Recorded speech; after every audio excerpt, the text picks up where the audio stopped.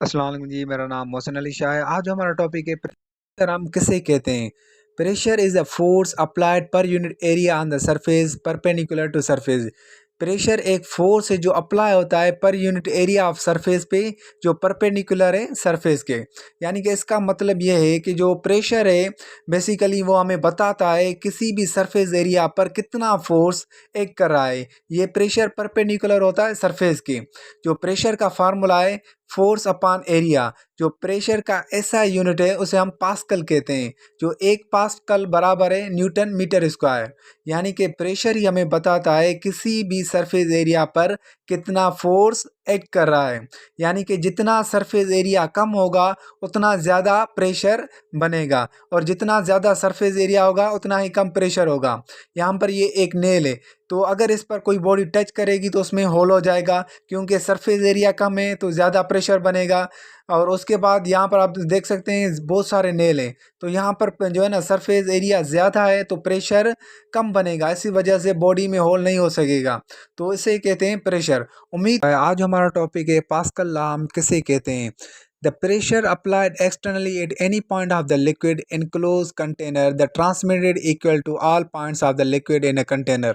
यानी कि इसका मतलब ये है हमारे पास है enclosed जो है ना कंटेनर है, उसके अंदर लिक्विड है, जहाँ किसी भी पॉइंट पे अगर मैं प्रेशर अप्लाई करूँगा तो वो प्रेशर इक्वली ट्रांसमिट होगा सारे कंटेनर के अंदर जहाँ भी लिक्विड है। उसे ही हम कहेंगे पास्कल लॉ। यानी कि हमारे पास एक क्लोज कंटेनर ऑफ लिक्विड है, किसी भी पॉइंट पर मैं प्रेशर अप्लाई करूँगा, जो प्रेशर होगा इक्वली ट्रांसमिट होगा सारे लिक्विड में, उसे ही कहते हैं हम पास्कल लॉ। जो इसकी रियल लाइफ एग्जांपल है हाइड्रोलिक ब्रेक है, हाइड्रोलिक प्रेस है। जैसे कि हम कार को जो है ना अपवर्ड मूव कराते हैं, जैसे उसको रिपेयरिंग में यूज़ हो तो हम हाइड्रोलिक प्रेस यूज़ करते हैं। यहाँ पर फोर्स अप्लाई करते हैं, ये फोर्स जो है ना ट्रांसमिट होता है लिक्विड के अंदर, ये कार अपवर्ड मूव करती है। तो ये इसकी रियल लाइफ एग्जांपल है। तो उम्मीद करता हूँ आज का टॉपिक आपको पसंद आएगा। हमारा टॉपिक है कपल फोर्स किसे कहते हैं। Couple force is a pair of equal and opposite force acting on a body on different lines which creation without moving the object. Couple force में बेसिकली क्या होते हैं, दो इक्वल और अपोजिट फोर्सेस होते हैं जो बॉडी पर एक्ट करते हैं पर डिफरेंट लाइंस पर, जिसकी वजह से बॉडी रोटेट करती है, मूव नहीं करती, तो उसे ही कपल फोर्स कहते हैं। इसको और सिंपल वर्ड्स में समझते हैं। कपल फोर्स के अंदर दो इक्वल और अपोजिट फोर्सेस होते हैं जो बॉडी पर एक्ट करते हैं डिफरेंट लाइंस पर, उसकी वजह से बॉडी रोटेट करती है और मूव नहीं करती, इसे ही कपल फोर्स कहते हैं। यहाँ पर आप देख सकते हैं कि ये एक नट है, जो जब इस पर फोर्स अप्लाई करेंगे तो ये अपनी जगह पर रोटेट करेगा। उम्मीद करता हूँ आज का लेक्चर आपको पसंद है। तो हमारा टॉपिक है टार्क हम किसे। The torque is the turning effect of force. Torque हम उसे कहते हैं, अब अगर किसी बॉडी पे हम फोर्स अप्लाई करें, वो रोटेट करे अपनी एक्सिस पे, उसे ही हम टार्क कहते हैं। इसकी एग्जांपल को समझते हैं।